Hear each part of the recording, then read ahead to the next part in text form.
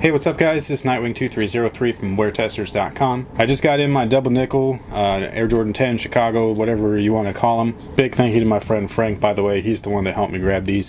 He actually bought one pair in store, one pair online, gave me these ones for retail, and that's it. So big thank you. I'll also be comparing them with the 2012 version, which honestly, just right off the bat, are garbage in compared to these guys right here. And it sucks that I have two of these things. But before we get started, I got a couple things to talk about real quick. First things first, I've had this for a while now, and I keep forgetting to mention it in the video, but if you go to WearTesters.com, on the menu bar, there is a forum.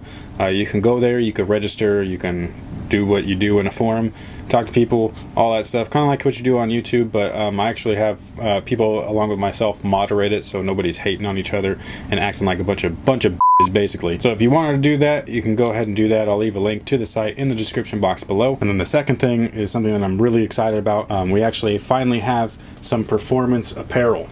So these are shooting shirts. Basically, it's just long sleeve dry fits. Very similar to what you'd see NBA players wear for their shooting shirts. Obviously not quite up to par as far as the quality goes, but it's very close. These things were not cheap. On the left sleeve, it says Wear Testers. I just left it like clean like that just because I think it looks cool. So no .com or anything like that, just straight up Wear Testers. You still have the half logo on the front, and then on the back just below the neck you got the full logo there. They do come in black as well as gray, and they fit true to size as well. Man, these are slick, dude. This is my first time wearing it. This is really cool. I love these things. You can actually roll them up.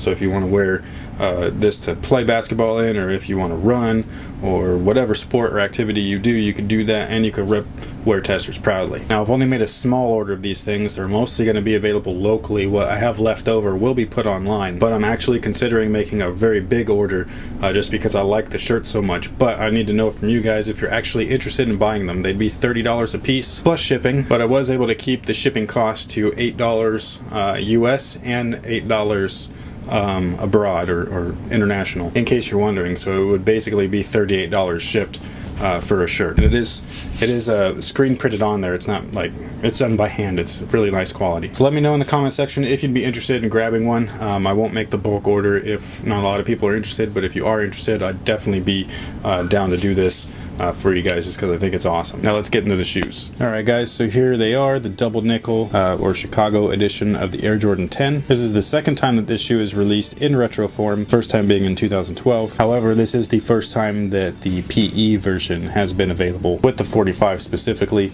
There has been the 23 PE that was featured on the Shadow edition that was from 2008 in the Countdown pack. I do have those somewhere, but I think they're in storage. And these guys are beautiful, man. Just a slick looking shoe.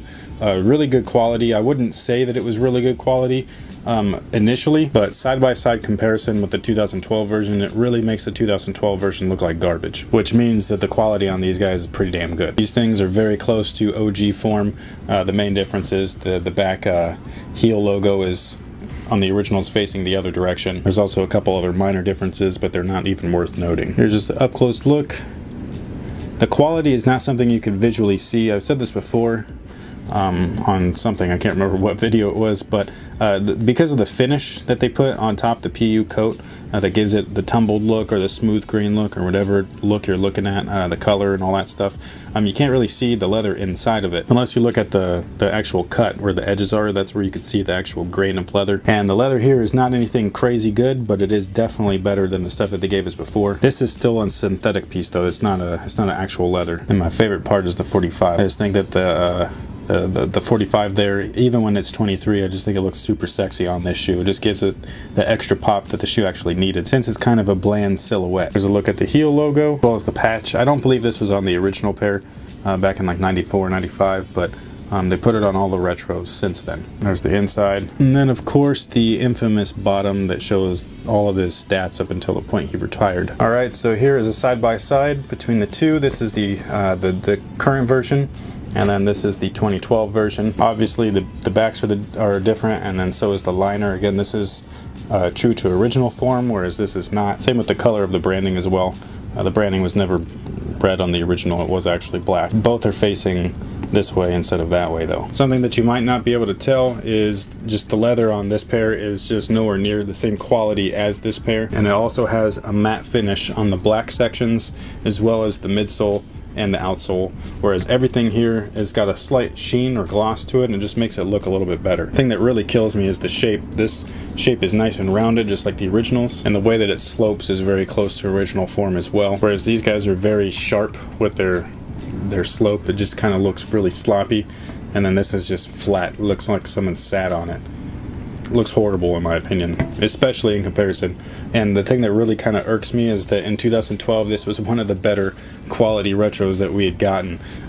So if that's saying anything, you know, we've kind of gotten stiffed a little bit over the past few years. Both of these are brand new. I don't know if you're going to be able to see any differences between the shape, but again, this one is just very flat here, squished almost, and these ones are just kind of really nice, look like a 90 shoe. So hopefully you're able to see this. Again, I don't know how much it's gonna pick up in camera, but if you were to see them in person, man, it's like a total difference. So yeah, there's the bottoms. The red's a little bit brighter on these guys, but not by much. I think it's just because, again, they kind of went with like a matte look on this, so like a flat look, and then these have a little bit of gloss to them. So if you do have this pair, I would recommend getting rid of it and trying to upgrade to this one. If it doesn't matter to you, then obviously that shouldn't matter. If you're completely fine and content with these guys, then don't worry about it. But me, I find that these are way better in all aspects, and so I'm just going to get rid of these guys eventually. So that pretty much takes care of everything. Thank you guys for watching. Thanks for all your support.